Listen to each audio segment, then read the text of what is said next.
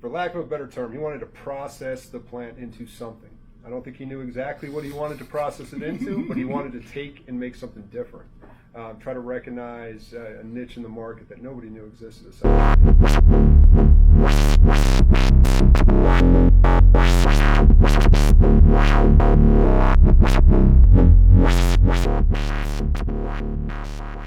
All right, so follow up with Matt. How long has it been since we last saw each other? Man, I saw you when I came out to Seattle last year. Was it California? No, it was California. And then last time I saw you, and we did the video, was how long ago? Oh, that was like 5 or 6 years ago. Right. Yeah, that was about 5 years ago. And you were in like a little warehouse. Much smaller warehouse. Much 6,000 square feet. Yeah. Yeah, now we're in about 19,000 square feet.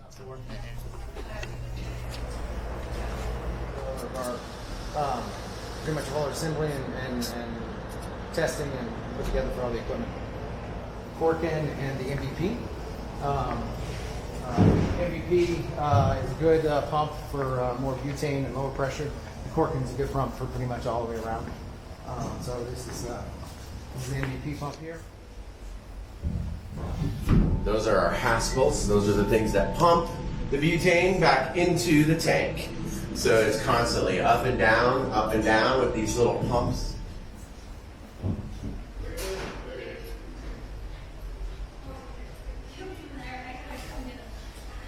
Everything we do in our shop here, we can function inside of about a 2-week lead time. We don't care if it's an ETS, we don't care who else made the extractor. If there's a repair that needs to be done on the machine, we're authorized to do so. So we'll stock parts and pieces first. What it looks like going out. There is nothing quick about how we do business essentially. Carbon extraction equipment, butane, propane extractors. We have about 4 or 5 different sizes. I've been doing it for about 8 years now. 10 minutes? Hey, I've only catch some of this stuff.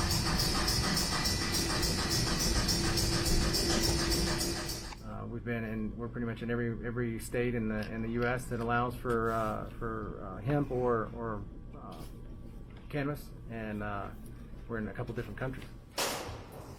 The AP is a 30 liter. It's got 3 different vessels on it and going into the extractor, and then from there we can actually go into the 70 liter, and so it's basically a 30 with extenders on it, and then we have a separate collector. So the cool thing about the MEP platform, the Mini, the 30, and the 70, is you can start with the Mini and then work your way up all the way to the 70. So you basically don't invest in a dying technology. Everything you invest in there even from the first machine, you can utilize that all the way up to the largest machine. So now everything's scalable. Everything's scalable, except the 1300, which we still have. It's not scalable. It's definitely for our beginner markets and such. But if you can afford it and go into the Mini for your first extractor, then we can take that Mini and then move it all the way up to the 70 liter. Okay, so that makes it an affordable process to grow into now. Exactly. Upgrade all the way to a full 70-liter unit. This is our newest member of our machine family. It's been on the market now for approximately 3 months. For years, we have sold quite a few of these MEP 30s. Many of our clients were coming to us and simply explaining to us that they need to get through more throughput on a daily basis. So our goal is always to give them the cleanest and most economically effective way of getting to that larger scale.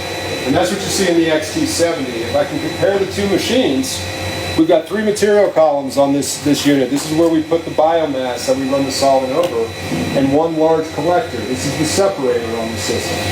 What we did was we actually took this collector off the frame and replaced it with a much larger collector here. This larger collector offers you more square footage to do the conversion from liquid solvent to a vapor solvent, which in turn speeds up the process and gives you more throughput. It did one more thing for us too. It gave us 1 more slot on our current MEP frame to add an additional material column. That's what you're seeing here. We're jumping from 3 material columns to 4 material columns. And in the process, we're also extending each one. Exactly. And are you designing the HVAC rooms and all the safety standards when you do We work these? with a company called HAL Extraction Booths. They do really well with the environments, and so the awesome team, very affordable. They basically provide it. You set it up. You get your electrician to come in and wire it up. It's actually you saw it in the booth that we were in. That was one of their booths. Yeah. So it's very very cost effective. You can't not. 10 minutes. So 10 minutes? explosive proof, Yep. the gas meters, everything that makes you safe. And we're going to be recording a lot of this soon, going through and doing a nice video pan shots of all these things so you can really get an idea of what a fully enclosed safe room looks like when you're doing extraction. I'm going to take a moment to walk through a simple C1, D1 environment as we operate in and recommend to all our clients that they operate in as well. This is an intrinsically safe environment. What that means, from a real simple standpoint, is we've removed the spark from the room. As you look around the room itself, you're going to see some key components to this. Probably the first and foremost is your lights. We're trying D1 caps that are considered intrinsically safe. Even if there was butane or propane to be released into this room itself, these lighting fixtures do not allow the gas to reach the spark, therefore eliminating the risk as far as any kind of flash event. This is a C1D1 receptacle. This is basically a power outlet for a recovery pump. It's also C1D1. It's considered intrinsically safe. It cannot produce a spark. Another key element to working inside of these environments is your airflow. As you could probably hear in the background in the mics themselves, in the occurrence of gas being released in the room, the goal is to remove that heavy hydrocarbon from the environment as soon as possible. We do want to be safe for our clients, and most booths will include an actual LEL detector that will detect the level of hydrocarbons in the room. We have that programmed to a dangerous level as a flash event. This siren will go off, the strobe will go off, and the airflow in this booth itself will actually pick up and evacuate any kind of hydrocarbons at its normal flow rate. These walls are rated for fire. This is a stamped box that is manufactured by HAL Equipment Solution that comes skidded out on a pallet, can be assembled at site, and it does come with an engineer stamp. Requires about a day of electrical installation, but really the quickest, simplest, and safest path to operating an extraction lab in the cannabis industry today.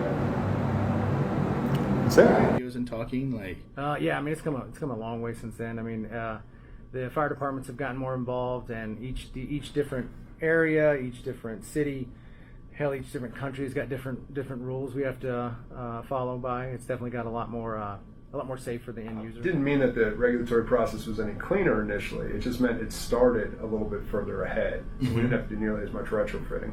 That continues to improve. I'm excited for the international communities right now as cannabis continues to spread outside of our country. And the reason I'm excited is because what the space looks like today in 2019 is so much different, and I know you can attest to this, than what it looked like in 2008 and 2010 and 12 and 14 and 15. I mean, it's like space travel.